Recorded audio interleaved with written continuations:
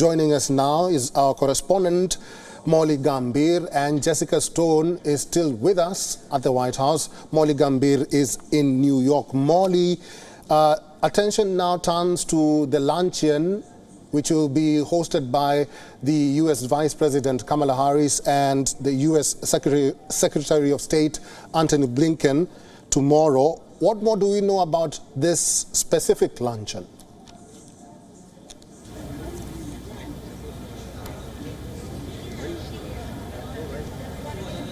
That's right, Eric. As the attention still looms over the state dinner, next on the agenda and next on the PM's list of engagements is that luncheon that you just mentioned, which is going to be a significant part of this visit. Let me just outline here the very fact that the Indian Prime Minister, ahead of his state visit here in the United States, the kind of engagements that have been undertaken between the American and the Indian officials before this visit to actually lay the groundwork.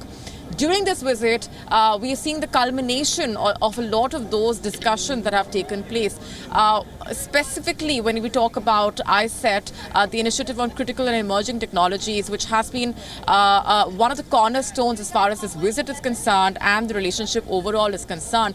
And the luncheon tomorrow will be another opportunity to send out a strong message of partnership between India and the United States, and that is going to be just one part of the PM's engagements tomorrow, Eric. We are also going to see him engaging with business delegates and leaders and CEOs coming across sectors tomorrow. And that's not all. He's also going to be addressing members of the Indian diaspora. So a jam-packed schedule still lying ahead for the Indian Prime Minister, though the engagements so far have yielded a number of crucial takeaways. Experts pointing towards how this is a new era as far as the India-US relationship is concerned. And similar labels have been used by the two leaders as well, calling it a new dawn in the relationship, how the two countries, the American president talking about it being one of the most consequential relationships, the Indian Prime Minister talking about how the partnership between the two sides is limitless and how the chemistry in the relations is effortless. And the potential that India and the United States have to actually take this partnership forward, given that they are the world's largest democracies, they are powerhouses in terms of their economic relationship as well, and trade between the two sides has only doubled over the past decade, and that's something that was also highlighted during the joint statement that was issued. The Indian Prime Minister then, as a part of his address to the joint session of the US Congress,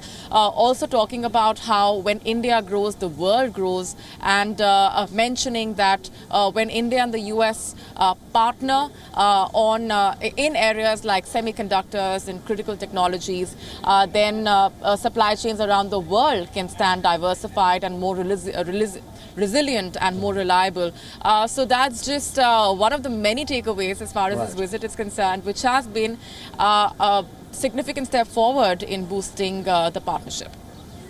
Before I head to our correspondent, Jessica Stone, still at the White House, I have to correct myself. I did say that Molly Gambhir is in New York. She's actually not in New York. She's also at the White House. Jessica Stone, coming back to you, we are talking about the relationship and also partnership between Americans and Indians. Have you managed to talk to some of those delegates who are at the White House? What are they saying about Modi's trip to the United States and the relationship between Americans and Indians? Well, as part of our coverage, I've certainly been spending time with people who are here for the visit, either because they're part of something going on at the White House or something connected to the visit. And there is a lot of excitement. I was often asked, for example, what I think of the visit, and to sort of characterize how does the media in the United States feel about it. And you know, there's a lot of excitement on both sides. I think I heard skepticism from both sides as well as to whether or not the deals as advertised would in fact materialize. But some uncharacteristic hype, at least on the Indian side, is what I was told by some of these Indian delegates. They found that there was just a lot of excitement, of forward momentum, and of not to say hyperbole, but a lot of talking up of the visit, if you will, on the Indian side, because we certainly saw that here on the American side, didn't we? With Kurt Campbell at the NSC here at the White House calling it the most important relationship in the 21st century. And that can both be true and a big statement at the same time, right? So going forward, I do think we're headed in that direction. That's certainly the direction this White House wants to take the relationship, increasing partnerships. And we just got the fact sheet talking about the deals that in fact took place. They're not all done deals, keep in mind. These, especially these defense deals, still require congressional authorization. Right. But you saw Prime Minister Modi's reception in Congress, and a number of those members of Congress are here tonight at the state dinner. Kevin McCarthy, the Speaker, even one of the members of Congress who was skeptical of the visit, Representative Jayapal, who is of Indian descent, who is a Democrat and who co-signed the letter on behalf of the 70 or so members of Congress who cautioned the White House to make sure they brought up human rights during the visit. She, too, is here at the state dinner. So you can see this sort of evolution of the relationship in terms of feeling close enough, right, close enough in the relationship to bring up matters of concern. And and it's certainly the case that Prime Minister Modi would have had that opportunity to do it as well.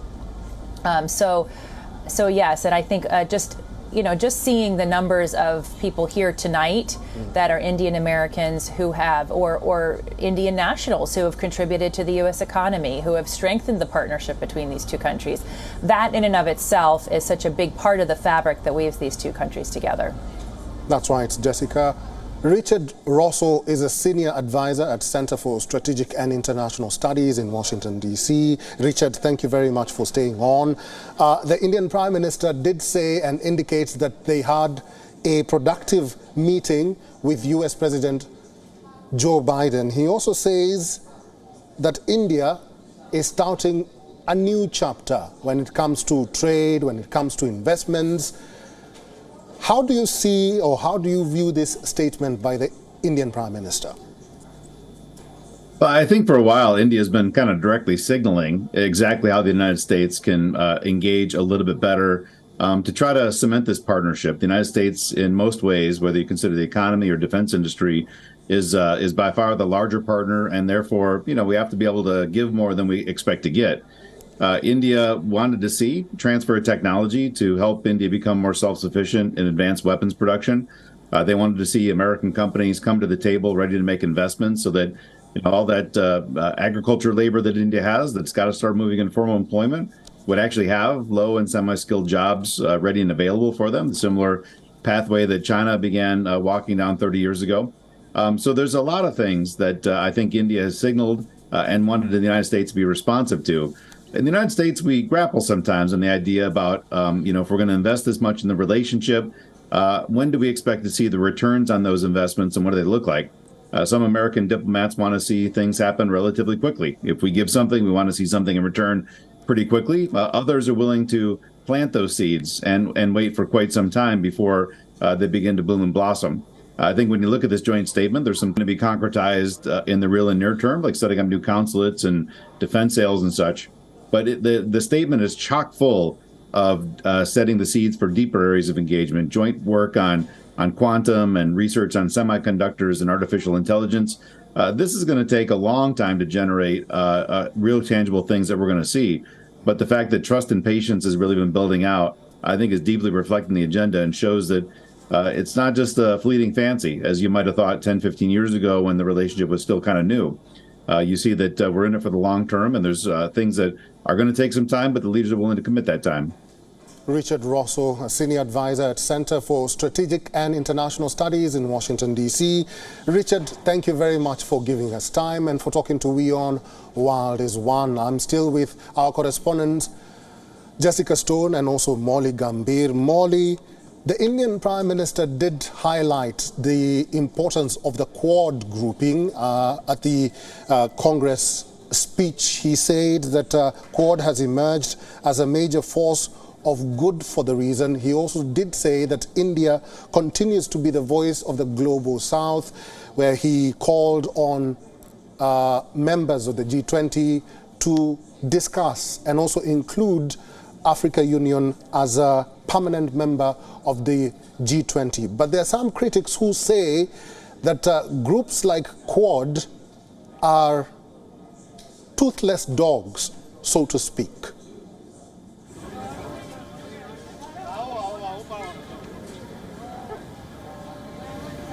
Right, Eric, the fact remains that we are right now in the middle of a shifting geopolitical landscape thanks to the Russia-Ukraine war, which has also opened multiple fronts, opportunities and also challenges for countries around the world. And a huge part of the reason why we see India and the US coming forward and collaborating in such a grand manner and deepening their partnership is China. And the very fact that the Indo-Pacific stability of the region and shared concerns of India and America on that front are a significant part of the reason why they're coming together. We have seen those statements being mentioned as a part of the joint statement as well, where the two leaders highlighted the need for a free and open Indo-Pacific. So throughout the visit, the element that has been talked about by experts as well has been the very fact that the two sides realize the need for each other to be a reliable partner in terms of countering China, and which is a part of the reason why America sees India as a huge part of the solution. You mentioned how India has been pushing for the inclusion, for those changes as far as the world's outlook is concerned on G20, also the push for Quad to emerge as a partnership, as an alliance which has far-reaching implications. We were speaking to the UNGA president just a day ahead of the International Yoga Day celebrations at the UN headquarters, and he mentioned how, one, he sees India as a country which is looking for solutions not just for itself, but for countries around the world. And number two, how the world today needs leaders with a vision. And he, in fact, was praising the Indian Prime Minister for having that kind of a vision. But the fact does remain that a number of question marks have been raised over whether or not these commitments that have been made as far as India and the US relationship is concerned can actually stand the test of time, given the changing geopolitical landscape, and which is why we are seeing a lot of emphasis being laid on the defense partnership, on the economic ties between the two countries, because those remain the cornerstones on which the two countries have shared concerns and can build their relationship forward as well. Molly Gambhir and Jessica Stone both are at the White House. We'll be coming back to you. Stay with us. Joining us now is John Erath. He's a Senior Policy Director for the Center for Arms Control and Non-Proliferation in Washington. Welcome to WION World is One, and thank you very much for making time for us. The key highlight for this trip of the Indian Prime Minister to the United States of America is bolstering defense. Going forward, do you think this trip will bear some fruits? I think that the defense partnership is growing and that it is already bearing important fruit. India has traditionally partnered with the U.S. only in a small way in the defense area. That is clearly growing, and it is something that is in the interest of both countries. India, as the supply of defense materials from Russia is less reliable and obviously of less high quality than hoped, is looking to diversify, is looking for other sources.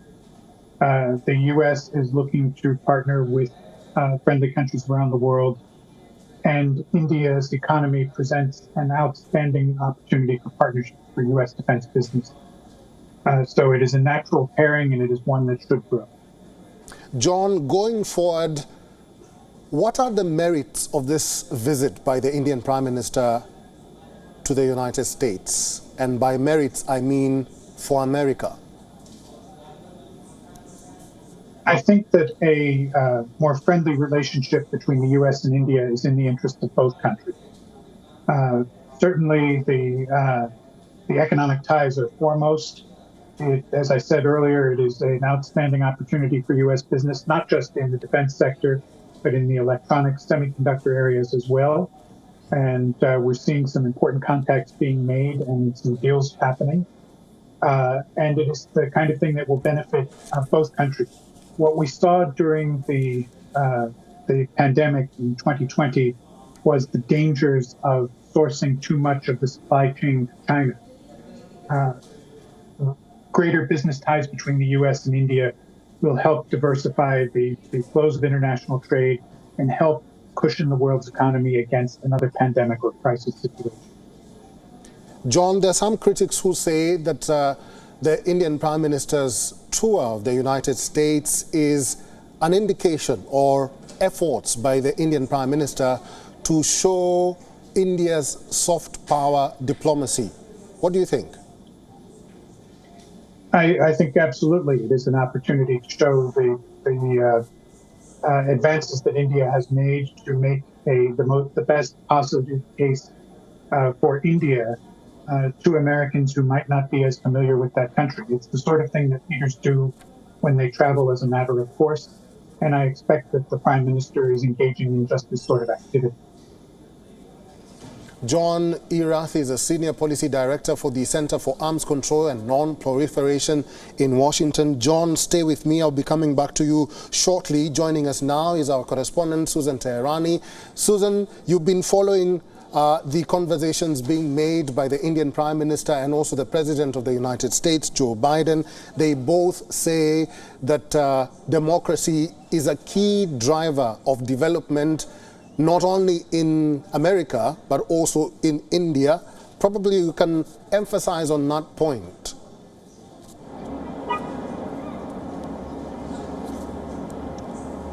Yeah, it was very noteworthy that during that press conference, President Biden talked about democracy and shared democratic values when he was asked by a reporter. And then moving on, we heard Prime Minister Modi dedicate a very large portion of his address to Congress about the shared values and the democratic nature of both countries, you know, being India the most populous and the United States being the biggest. And I think it was also interesting that he noted that there must be a contest of ideas at home, but we must come as one when we talk about our nations, really signaling that one of the pillars of democracy is perhaps, you know, disagreements, but ultimately, you know, coming together for the betterment of the country. And then he talked about relations between the two sides. So, and also, let's not forget that President Biden's foreign policy apparatus, for the most part, has been the prevalence of democracy versus autocracy. Prime Minister Modi has time and again participated in the Conference for Democracy that President Biden has put together, and I think it's telling that the two sides have grown closer to each other, not only because of strategic interests, but ideologically as well.